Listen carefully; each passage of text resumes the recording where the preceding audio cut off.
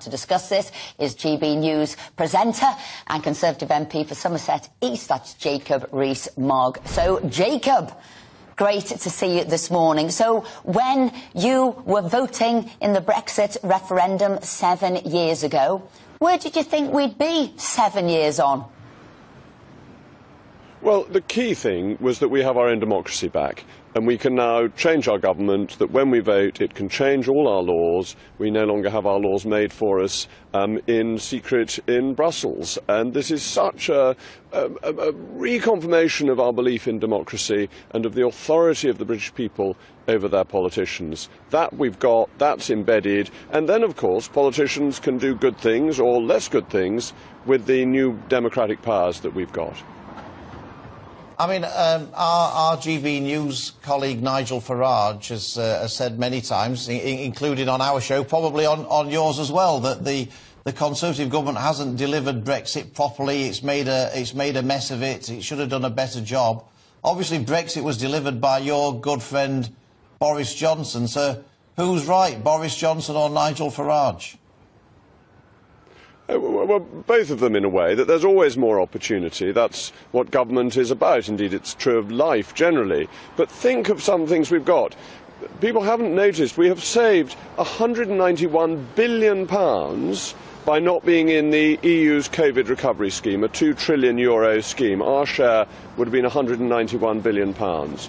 By the Edinburgh reforms to city regulation, we have £100 billion that could go into the economy because we're becoming more flexible, less heavily regulated.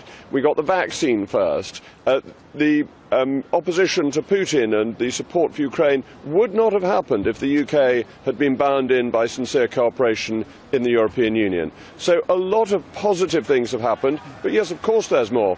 I was disappointed that we didn't proceed with the retained EU law bill in full and scrap thousands of EU regulations that make us a high-cost, less efficient economy.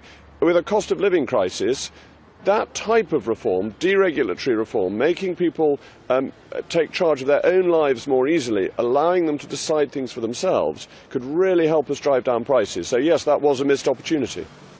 Now, the good news is that the Brexit voters aren't doing what all the Remainers thought they'd do and cave in and say we did the wrong thing. Most of them believe it will succeed. Not now, it might take a little bit longer.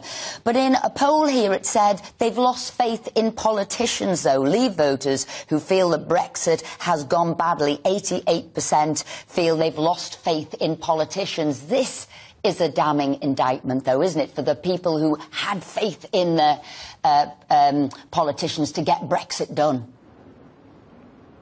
Up to a point that I think if you did a poll of people every year going back over the last 500 years and said, do you have confidence in your politicians, you would have found the same answer every year.